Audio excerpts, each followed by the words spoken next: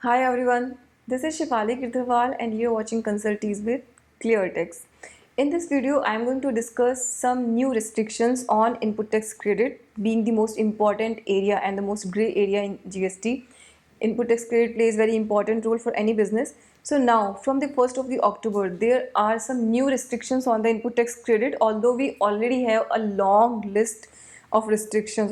So there are many restrictions on input tax credit, but I will say these restrictions are the most fatal, and they are going to have a very deep impact on the buyers, specifically because they will have to reverse their input tax credit if any of the default is made by the supplier. So let me tell you the legal.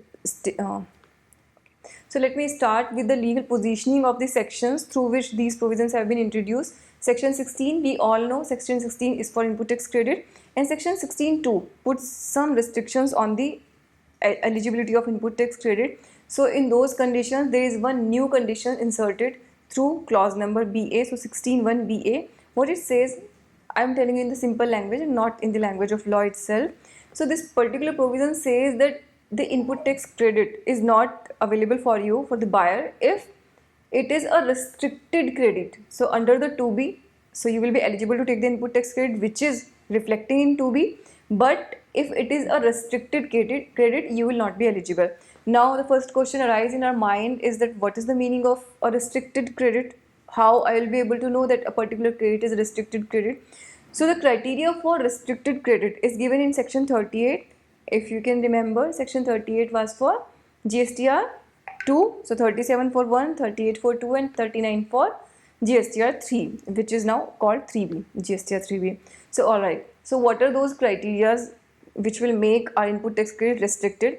So section 38 says that if the supplier, so first thing we need to understand is all of these defaults belongs to the supplier, but the input tax credit will be restricted to the buyer. So buyer will be going to get hurt because of the default of supplier. So what is the first default? The first thing is he's a new registrant, that is he has taken a new registration. So there is no time limit prescribed. Like what is the meaning of new registration? They will prescribe it very soon.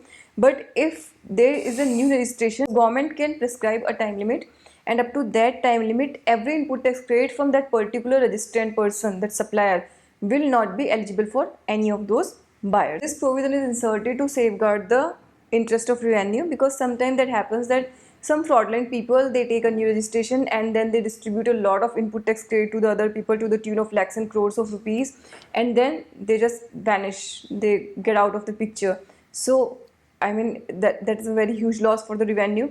But the thing is that ultimately the innocent buyers will have to suffer because of these kind of fraudulent people now, and the revenue will not be going to suffer.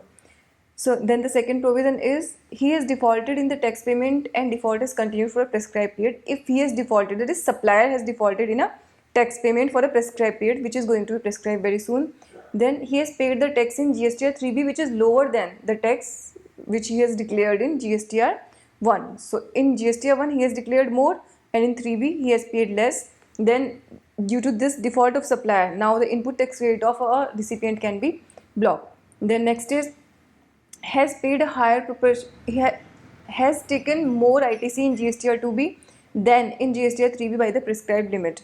So again a limit will be prescribed. So if there is a gap in GSTR 3B and 2B, that is auto populated input tax credit, then also the input tax credit of buyer can be withhold or it can be restricted.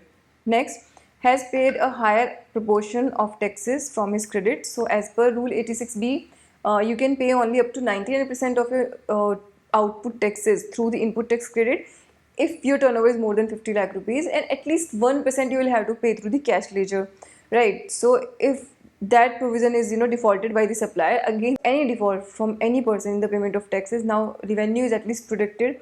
But again these provisions are very litigative, and in the future it may see a lot of litigation, because I think many recipients will suffer because of that, and they will definitely go for litigation for these kind of provisions. But definitely, like in any other video, I never suggest any taxpayer to not to comply any provision just because they think it's ultra wires or it may go into litigation, and sometimes in the future you may win a litigation against that particular provision. If you can comply it, please comply it completely.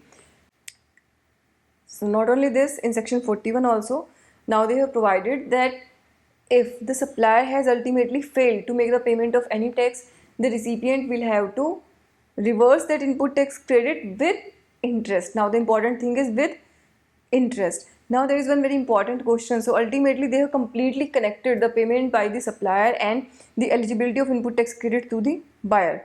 One very important question, then why there is a provision in law which is binding the availability of input tax credit through time? So if my supplier has paid the tax, say after 1 year or after the time limit of section 16(4), I should still be eligible, because you are not giving me any provisional credit, you are not giving me any credit without the payment by the supplier.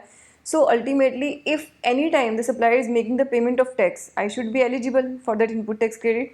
So I think now government should revise section 16(4) and should give the unlimited time for any buyer to avail the input tax credit of any tax paid by the supplier.